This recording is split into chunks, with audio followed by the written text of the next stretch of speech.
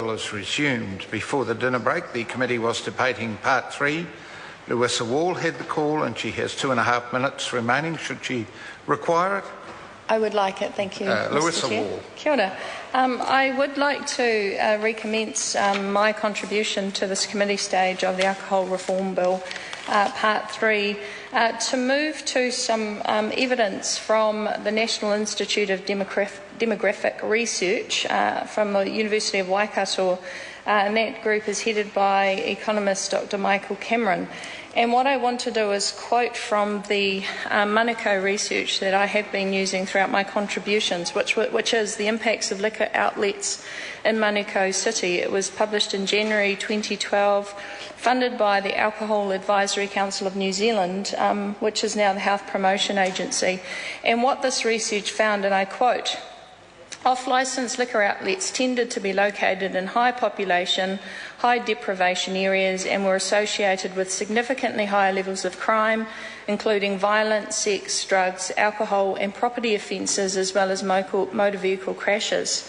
What I want to highlight is Section 6 of this particular piece of research. And what they did was they looked at the indicators of social harm from the New Zealand Transport Agency, from Counties Manukau District Health Board, from the New Zealand Police. So they looked at accident and emergency event data, alcohol-related admissions. They looked at different categories of police attendances. And they included things like antisocial behaviour, dishonesty offences, drug and alcohol offences, family violence, property abuses, property damage, sexual offences, traffic offences and violent crime. And what they concluded in this section, so that was part of the methodology, was that per 10,000 people per annum, they have evidence that says an additional off-licence outlet is associated with 10.4 to 25.3 additional police events and 2 to 3.8 additional motor vehicle accidents. So there is empirical evidence that the density of outlet does contribute to a whole lot of social indicators that actually have a fiscal cost to society. And so my advocacy of my supplementary order paper and the fact that we should treat schools as very special places for our children, the environment immediately around, Mr. Chair, as very important to communities, I think has some merit. I also would like to highlight in this report Section 4, which was the community stakeholder view. And so what this particular research project did was they interviewed 20 interviews were carried out. They had 6 focus groups. They had 11 completed surveys. And if I again focus on what they found was the most problematic outlet type, it was the smaller standalone outlet.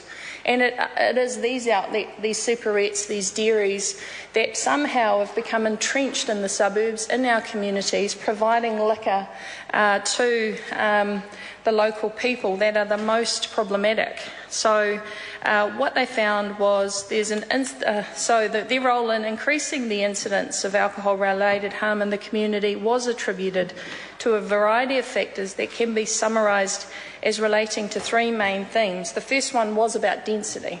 And the reality is we have a problem with density. So whether we like it or not, we have to create mechanisms that are going to address the density issue.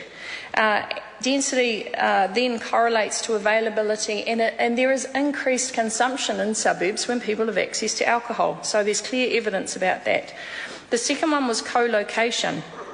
So their liquor outlets were observed to be located in areas with vulnerable populations, particularly in areas of low socio-economic status. And the third was the unscrupulous business practice of people that run these particular outlets in communities such as Manurewa. So there is sale of alcohol to minors. There is granting of credit to vulnerable people. And so what I really wanted to highlight was the near anonymity concerning potential policy responses. So this is what the community identified as the need. This is the community's response to that need. And so these are their policy solutions. So reduce the number of outlets, which my SOP would do. And I also want to highlight the supplementary order paper of the Honourable Tūroro Flavel, because his sinking lid policy would also ensure that we address the supply of liquor outlets. The second was restricting and controlling the hours of operation of licensed premises, which is what my colleague Andrew Little's supplementary order paper wants to do. But it also is about implementing planning measures that restricted the number of outlets in particular locations. And I guess the contention of my supplementary order paper, the new 38B that I want inserted into the legislation is that we will not allow off-licence liquor outlets within 1 kilometre of a school or an ECE. And what are we talking about? We're talking about our children who are aged under 5, so your 2, 3, 4, 5-year-olds. We're talking about young kids who walk to school, so your primary school-aged children not being exposed to alcohol. And it's not only alcohol in the dairies and the superettes that I'm worried about, it's also the paraphernalia around alcohol. It's the bottles, it's the cans, it's the whole culture associated with excessive consumption that I think that we also have to be mindful of. And so I'm really passionate about this issue, and I'm passionate because the communities and the people in South Auckland are incredibly passionate about it.